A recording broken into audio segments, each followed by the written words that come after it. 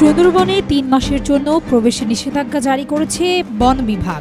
রবিবার ১ জুন থেকে ৩১ আগস্ট পর্যন্ত নিষেধাজ্ঞা জারি থাকবে।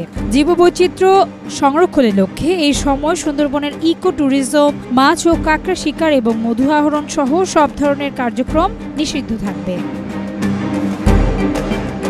সুন্দরবন সাতক্ষীরা রেঞ্জের রেঞ্জ সহকারী কর্মকর্তা AVM হাবিবুল ইসলাম বলেন, জীববৈচিত্র্য রক্ষার স্বার্থে জুন থেকে আগস্ট পর্যন্ত সুন্দরবনে প্রবেশ পুরোপুরি নিষিদ্ধ থাকবে। এই সময় নিয়মিত স্মার্ট পেট্রোল টিম টহল দেবে। কেউ নিষেধাজ্ঞা ভাঙলে আইনগত ব্যবস্থা নেওয়া হবে। প্রতি বছরের ১ জুন থেকে ৩১ আগস্ট পর্যন্ত সুন্দরবনে মাছ ধরা, মধু সংগ্রহ, কাঁকড়া আহরণ এবং পর্যটকদের প্রবেশ নিষিদ্ধ থাকে। এই সময়কালে সুন্দরবনের নদী, খালে মাছের প্রজনন মৌসুম হওয়ায় মাছ ডিম ছাড়ে এবং বন্যপ্রাণীরাও প্রজনন করে। এই নিষেধাজ্ঞা ২০১৯ সাল থেকে ইন্টিগ্রেটেড রিসোর্সেস ম্যানেজমেন্ট প্ল্যানের সুপারিশ অনুযায়ী কার্যকর রয়েছে।